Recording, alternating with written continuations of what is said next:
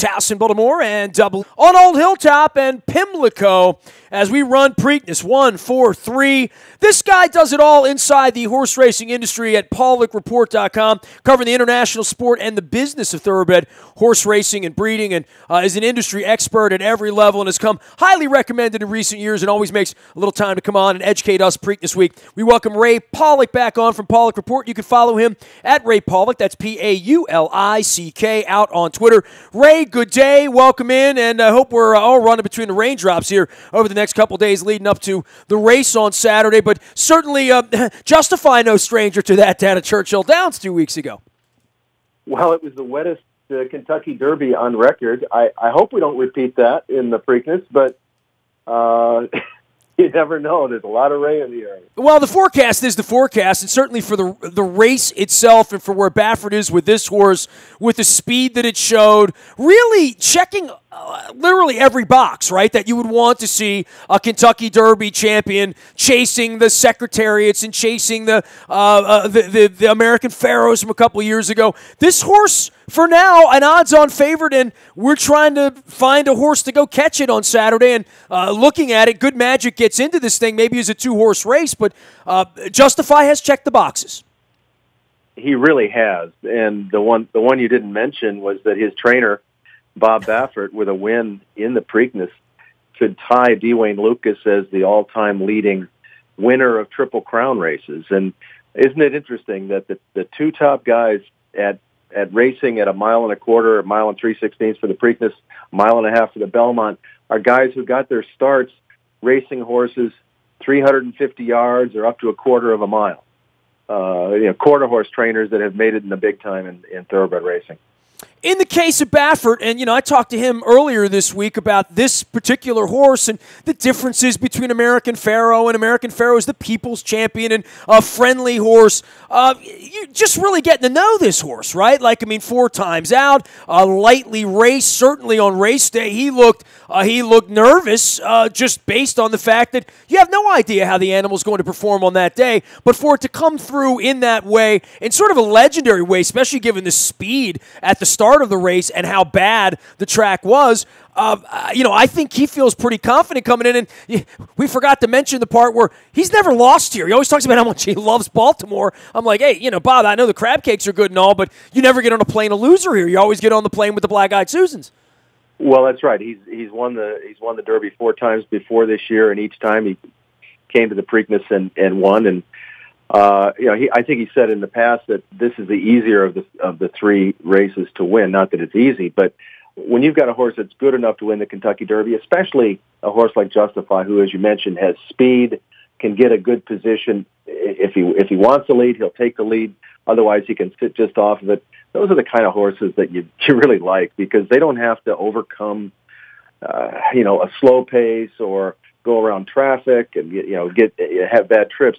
He's the kind of horse that really fits the Preakness.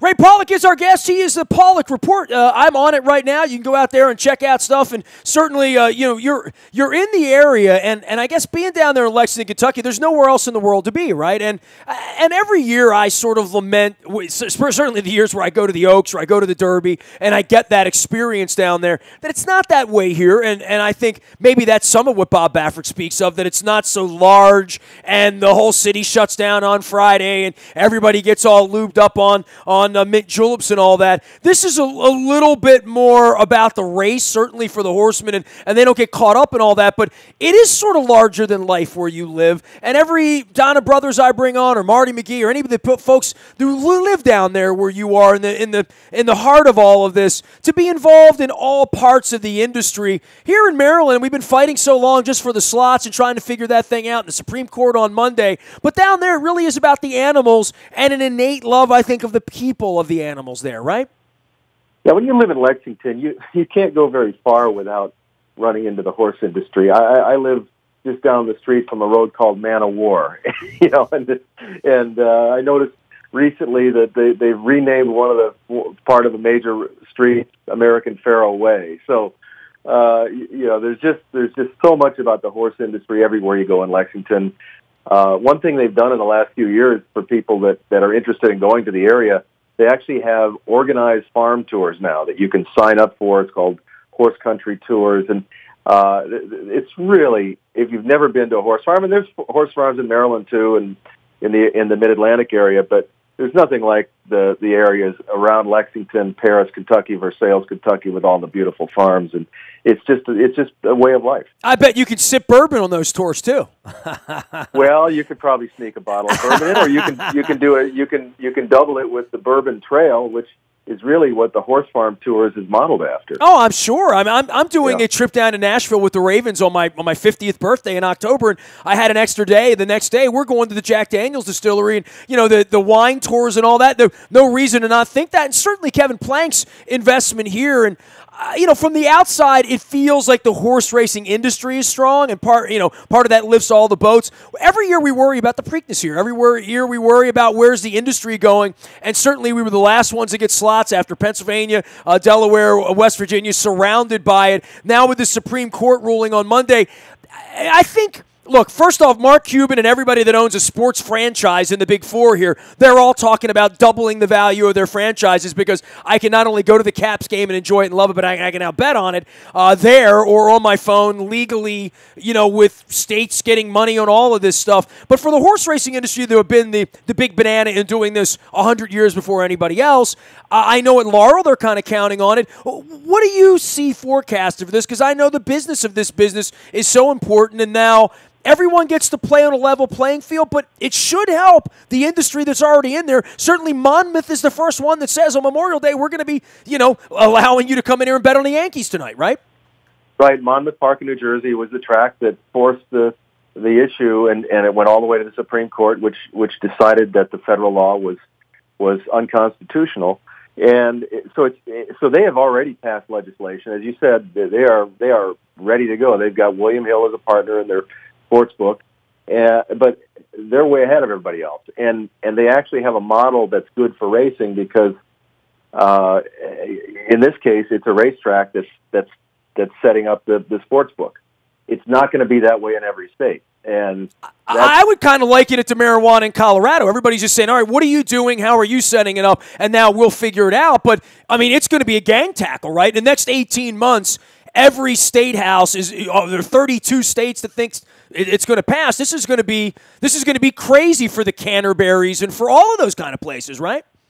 If they get it, and that's a big if. There's a lot of places where there's Native American tribes that have a lot of power. California is an example of that, and they've fought the racetracks from getting any additional help in any way out there. And in Florida, I think we're going to see a similar battle. They have to do they'll likely have to do a statewide referendum on it. So in some states, West Virginia, Pennsylvania already has a law. They just need regulations. West Virginia is very close, I think. There's several states that are close. Well, Delaware was trying to do it from the beginning, right, with the parlay bets a couple years ago. Yeah, Delaware does have, at Delaware Park, they do have a sports betting area, but it's like you said, it's parlay bets. I'm not sure exactly what you can gamble on there, but it's not Vegas-style sports betting. But it will be once they pass a law in the state. So it's up to every state right now, but the NFL, as you probably know, wants Congress to enact some sort of federal legislation that would set up a regulatory structure that would apply to all states. And guess what? It would also give them and other sports that are being bet on a piece of the action, which is kind of a turnabout because they didn't want to even recognize that sports betting existed until basically yesterday. Well, right. They pulled the point spreads after Jimmy the Greek 30 years ago, right? Well, that's right. I can't remember.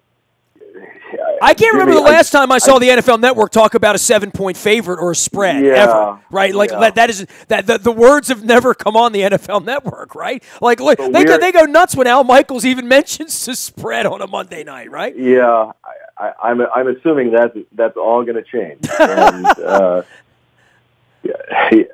we're entering a whole new world now, and but it is going to be state by state, and some states are not going to allow it probably. He is Ray Paulick. He is Ray Paulick out on Twitter and the Paulick Report for all things horse racing, industry news, all of that. How has it shaped up for the industry in the aftermath of American Pharoah?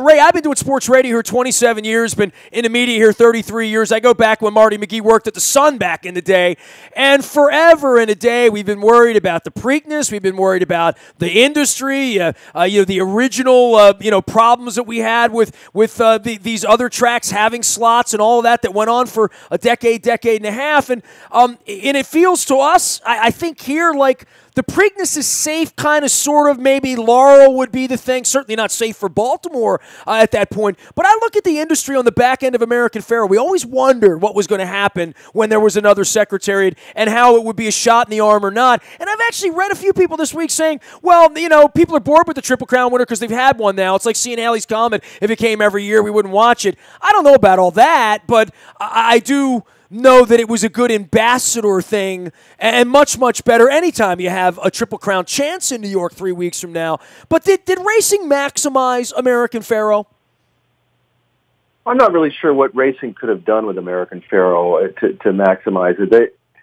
The big events in racing have increasingly gotten bigger over the years, and that really is what I think the sport needs to do, is to create more big events. You have the owners of Pimlico and Laurel, the Stronach Group, created a new race at Gulfstream Park in January called the Pegasus World Cup, which this year had a $16 million purse. The inaugural running last year, I think it was $10 million. And that's a big event. And we need more big events because that's what people, whether it's in horse racing or football or anything else, they're attracted to the big events. And the Thursday afternoon cards are never going to grow beyond what they are right now. I don't see anything that changes that. But what does change things is the creation of more big events. And whether it's at Pimlico or Laurel, the Preakness will always be huge. I happen to think that with the way they're investing in Laurel Park, that's the future home of the Preakness. I don't see how, unless the state comes in and says, no, we're going to give you money to do something with Pimlico. I just can't see it staying there much longer. And I can't imagine in this economic environment that would ever happen at this point. I mean, we've built 2 stadiums here, and I'm going through the mechanics every day of how are we going to keep the baseball team here 15 or 20 years from now if nobody's going to go to the games, and the Fortune 500 companies and all that, and the international part of the Jacksonville Jaguars maybe going off to London, bringing it back into horse racing. I remember 10 or 15 years ago we were talking about the state undergoing building a giant park at Port Covington and having this urban racetrack, this super track. Boy, that's kind of gone, right? That kind of came and went. That window was there for maybe a little while, and I guess the window wasn't there, it would have happened, right? But for the big event part of this, I mean, horse racing has these Breeders' Cups and Travers and certainly at beautiful places like Del Mar where they have huge meets there locally, regionally, but on a national scale, there's nothing quite like the Triple Crown, and I don't know what the next major would be, to use a golf parlance, right? Yeah, the Triple Crown is the one event, and the Derby is the big one of those 3, unless there is a horse going for the Triple Crown in the Belmont. That's the one thing that gets people from outside of racing interested. It's the TV ratings for the Derby are always big. The Preakness is good. It's not quite like the Derby, but it's really hard to get them to understand what a Breeders' Cup is, the general sports fan, because for one thing, there's a lot of other things going on. College football, pro football, that's going on in late October, early November when the Breeders' Cup is run. So it's really hard to engage that fan, and that's one thing the proponents of sports betting say can help racing, is that if you have a sports book at the racetrack, maybe some of those people will bet on racing. I don't know that they will or not. And also, the online component of sports betting is going to be huge. And right now, a company like TVG, which is owned by the European giant Paddy Power Betfair, they'll have racing as a menu item for people who are betting on sports. And I suppose that can help the industry a little bit. Ray Paulick is our guest. He will be in for all things Preakness 143. Let's get to the race here a little bit and talk about Baffert and talk about justifying good magic and some of these horses that are a part of this. First off, a lot of horses wait and try to go beat Bob or whomever at the Belmont. We've heard Chad Brown say good magic's going to race this time, but not 3 weeks from now, and this is against sort of the grain of his beliefs and what he does, but there is an opportunity here, and you want to go chase down this horse for history's sake. Anything else here? I mean, D. Wayne Lucas is shipping 2 horses in here, giving it a go. I can't see it, but I didn't see Oxbow a few years ago when he won. D. Wayne, his horses over the years have run big races when you least expect it, and I guess of the 2 that he's got in, I think Bravazzo is probably the one that could pop up. Sporting Chance has had some very erratic runs. If you watched his races from Saratoga last summer and at Keeneland this spring, he took a right-hand turn in the like in deep stretch and almost wiped out a couple of horses. And he's got to be on his best behavior in front of a huge crowd at Pimlico. Ray, for everybody out there who's unfamiliar with what you do, give me a little background on your site and the Paulick Report, and certainly a wealth of information here for the horse racing enthusiasts. Well, we launched the Paulick Report 10 years ago, June of 2008, and it was a good time and it was a bad time to launch. As you remember, 2008 wasn't exactly the best of times with the economy tanking. But we survived that, and we've got a staff of 6 people that we create a lot of original content. We cover thoroughbred racing. We cover the horse player angle. We cover horse care issues. We have people that are specialists in covering equine diseases and that sort of thing. So we try to be kind of a one-stop shop for anything related to the horse and to thoroughbred racing. Well, certainly love your part of the world, and my wife and I were at Laurel for the Derby. We got down about 1:30, looked up on the TV, and saw how bad the weather. And we love the Derby, but we're like, man, we picked a really good year to stay dry this year, so we may roll the dice and get back down there for the Run for the Roses next year. Nothing better, I tell everyone. And my dear friend Brian Baldinger went for the first time down to the Derby, and he's 60 years old and says, I can't believe I waited this long to go. He said, now I want to go next year again. So it certainly is addictive, and we'll be getting back down your way. Appreciate your time. Look forward to running you out at the Preakness here this weekend. We'll try to run between the raindrops and keep the track as dry as we can. All right, it was my pleasure. Thanks. Ray Paulick, Paulick Report, that's Paulick, and you can find him out on Twitter. Tens of thousands do follow him and everything they do, covering the international sport and the business of thoroughbred horse racing and breeding. He'll be in Baltimore for Preakness 143. Boy, we've had an all-star dance card here of insiders for all things horse racing, and I'm learning a lot on the fly because I'm talking to people much smarter than me. You can find all of it out in the buyatoyota.com audio vault 24 hours a day from anywhere in the world. If you've been listening the last couple days, the likes of Bob Baffert, Kenny Mayne, and Marty McGee, and Lafitte Pinkai, and Donna Brothers, and everybody else, Stan Salter from out at the racetrack, Dick Girardi, my dear friend. Lots and lots of stuff here as we lead up to Saturday. If you're looking for the entries for Pimlico this week, Thursday, Friday, for the Black-Eyed Susan or the Pink, you can find it out on the front of WNST.net, as well as in our morning newspaper, all brought to you by Planet Fitness at PlanetFitness.com. It ships at 7 a.m. each and every morning to your email inbox free of charge. Nasty at WNST.net finds me, Facebook, Twitter, LinkedIn, Snapchat, Instagram, streaming live on our Facebook as well as our YouTube WNSTV channel. We are WNST.net, AM 1570 and WNST Towson, Baltimore. We never stop talking Baltimore sports